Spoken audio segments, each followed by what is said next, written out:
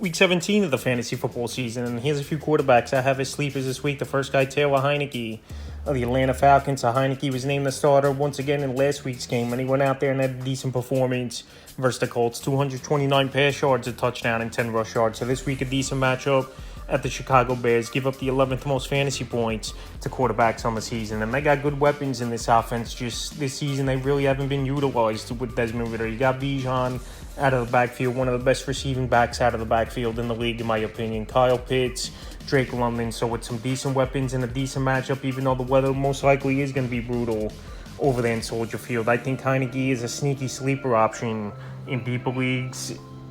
Is a play this week as a sleeper. Next sleeper, Bryce Young of the Carolina Panthers. So Bryce Young last week was the best game of his NFL career after pretty much he's failed to reach double-digit fantasy points 6 weeks in a row before that. So last week versus the Packers, 312 pass yards, 2 touchdowns, and 17 rush yards. And this week on paper, a good matchup with the Jacksonville Jaguars. I know many fantasy owners are still not going to trust putting Bryce Young in their starting lineup in the deepest of leagues as a sleeper option, but the Jaguars do give up third most fantasy points to quarterbacks on the season. So Bryce Young, maybe he's starting to turn the corner a little bit, even though, like I said, he really didn't do much since week 8 with a decent game all the way until week 16.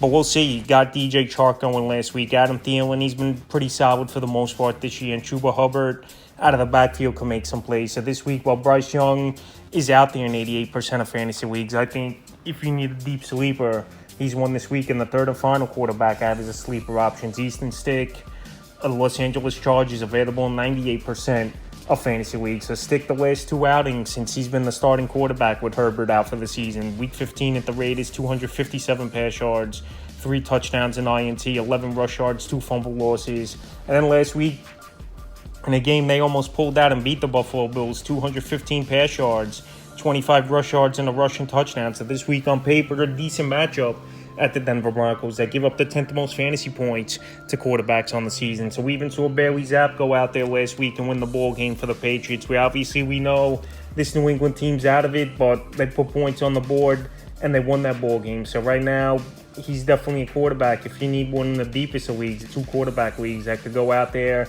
and be a decent sleeper option. So that's a few quarterbacks I have as sleepers for Week 17 of the fantasy football season.